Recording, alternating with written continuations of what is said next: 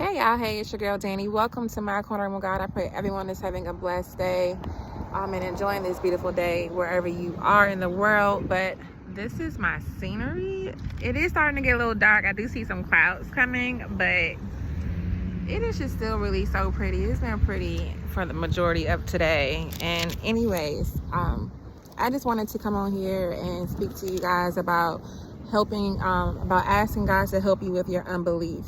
Okay, it's God says for you to believe, and blessed are those who can believe. Anything is possible. God can do the impossible. He makes the impossible possible, right? And so he says here in chapter 9 in the book of Mark, where he's speaking about the mute boy who has seizures, and the disciples, I believe, tried to get the spirit to come out, but wasn't able to, and all of this. But let me just give you the scriptures that God had gave to me really quickly. So here in verse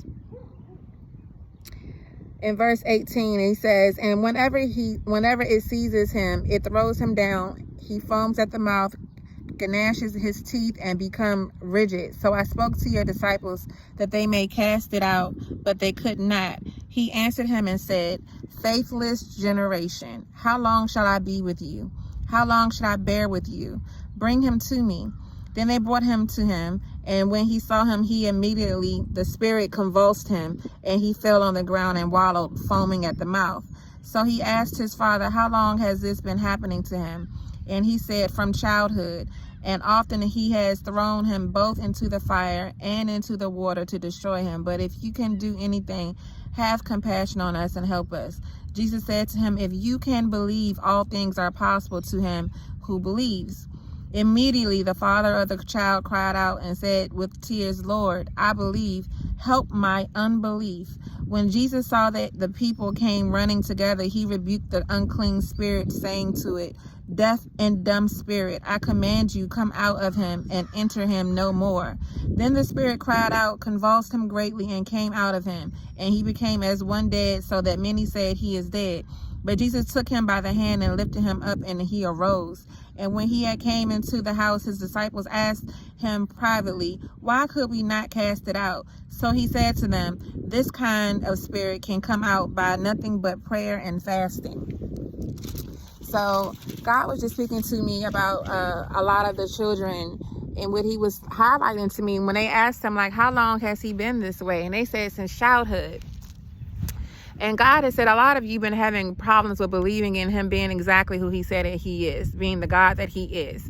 And we know that he is the great I am. We know that there is no God higher than him. We know that he is the God that can do exceedingly above whatever we can dream, think, or imagine. Like, he is the God that can heal you. He is your protector. He is your source for all things. He is your provider. He is everything. But the problem is, it's not that you're not seeing God move in your life. A lot of the times it's our unbelief. And so God says for you to pray for it to help you with your unbelief in areas that you're not believing, or you're starting to get one of those where your heart is starting to harden for him, in areas that you believe that the promises cannot come true for you, or will not come into fruition. Pray to God and ask God to help you with your unbelief. It's through that, and a lot of times, just like how he said, well, why wasn't the disciples able to help him? And he was like, a lot of times you will have to break it in spirit. It'd be these certain spirits has to be broken by fasting, by your prayers and by fasting.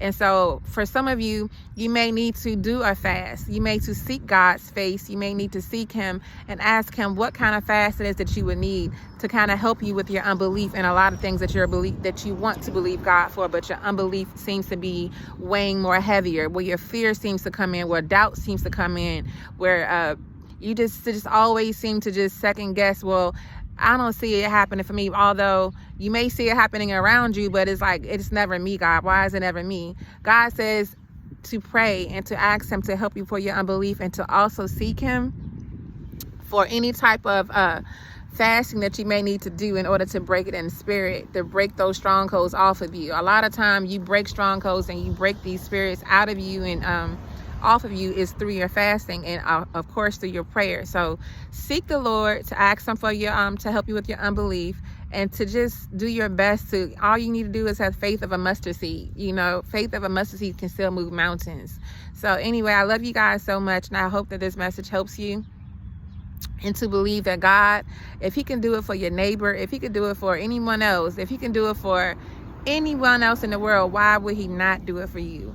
Why do you believe that he cannot do it for you, that he won't? It's through your belief system that you're able to receive the gifts, the things that God has for you. Seek ye first the kingdom, and God will give it all unto you. You know, so anyway, I love you guys so much. I have to go. It looks like the rain is gonna be coming, and like I'm losing a little bit of the sun. You guys see that? But it's still so pretty. It's so pretty.